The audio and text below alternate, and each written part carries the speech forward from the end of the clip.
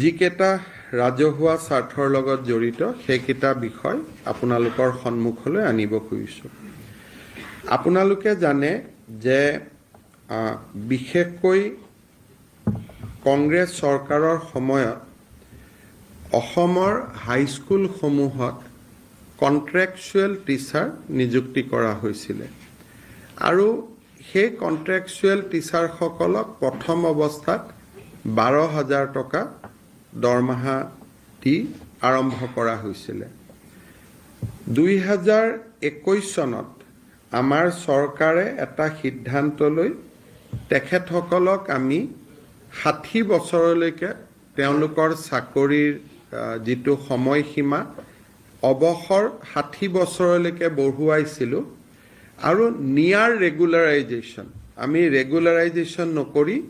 নিয়াৰ ৰেগুলাৰাইজেশ্যন বুলি এটা শব্দ ব্যৱহাৰ কৰিছিলোঁ আৰু তেওঁলোকক অলমষ্ট ৰেগুলাৰ শিক্ষকৰ সমান আমি দৰমহা দিয়া আমি আৰম্ভ কৰিছিলোঁ। আজি কেবিনেটে তেনেকুৱা ধৰণৰ 4,669 জন শিক্ষকে যাতে নিয়মীয়া শিক্ষকৰ মৰ্যাদা পাব পাৰে তেনেকৈ আমি সৰ্বশিক্ষা অভিযানত যি ধৰণে আমি ৰেগুলাৰাইজ কৰিছিলোঁ তেনেকুৱা পাথৱে এটা আজি আমি মুকলি কৰি দিছোঁ। অৰ্থাৎ শিক্ষা বিভাগে অহা 10 দিনৰ ভিতৰত বিজ্ঞাপন উলিয়াব। এই 4,669 জন শিক্ষকে কন্ট্ৰেকচুৱেল টিচাৰ বুলি আমি যাক কওঁ যোনে হাইস্কুলত কাম কৰি আছে তেওঁলোকে আবেদন কৰিব পাৰিব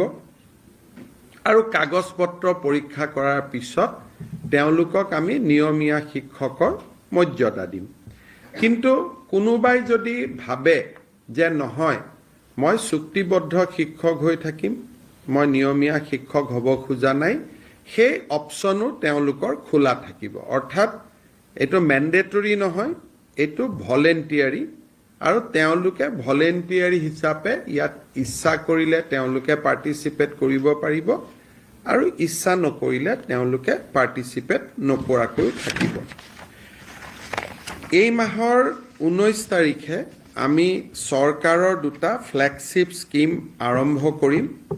অসমৰ 126টা সমষ্টিতে একোটা অনুষ্ঠান হ'ব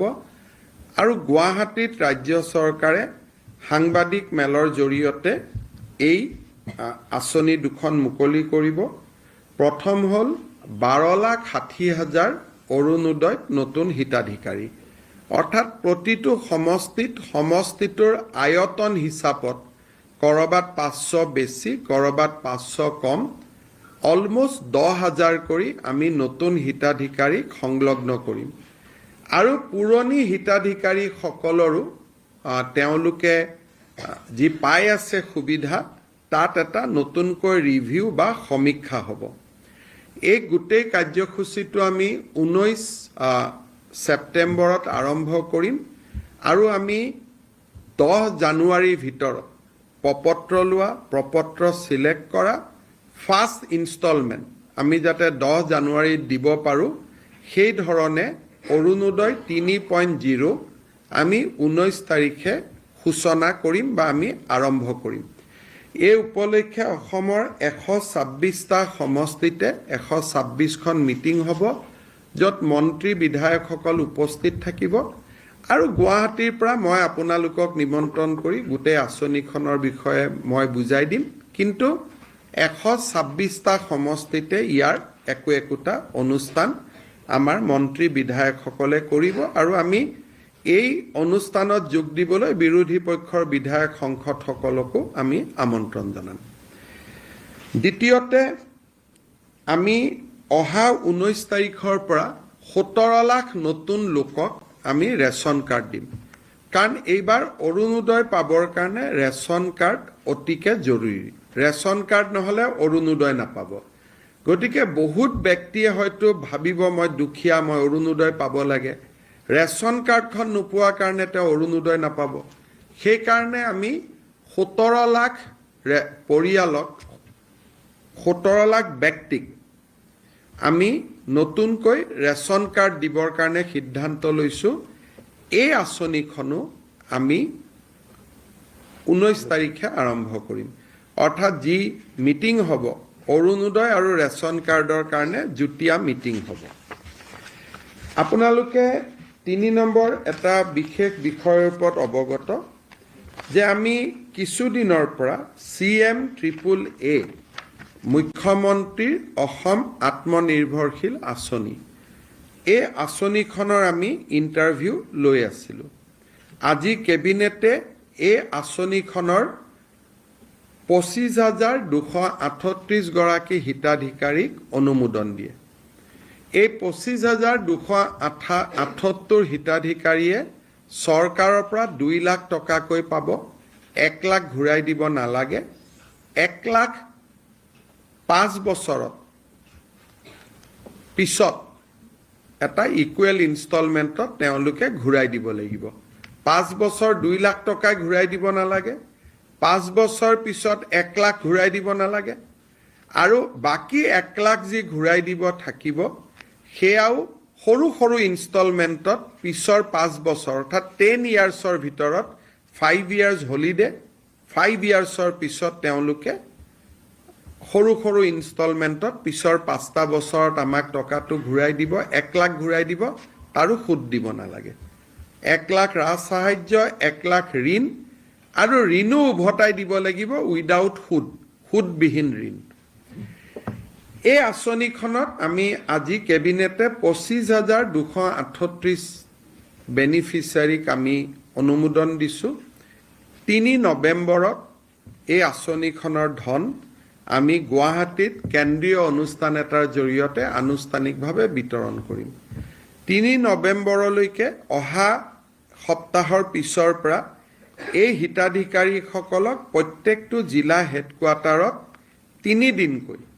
এটা প্ৰাৰম্ভিক প্ৰশিক্ষণো দিয়া হ'ব অৰ্থাৎ অক্টোবৰ মাহত প্ৰশিক্ষণ চলিব আৰু 3 নৱেম্বৰত এই হিতাধিকাৰীসকলে চৰকাৰৰ পৰা এই পুঁজি লাভ কৰিব ইয়াৰ ফলত আমাৰ আৰু এটা কমিটমেণ্ট আমি পূৰা কৰিলোঁ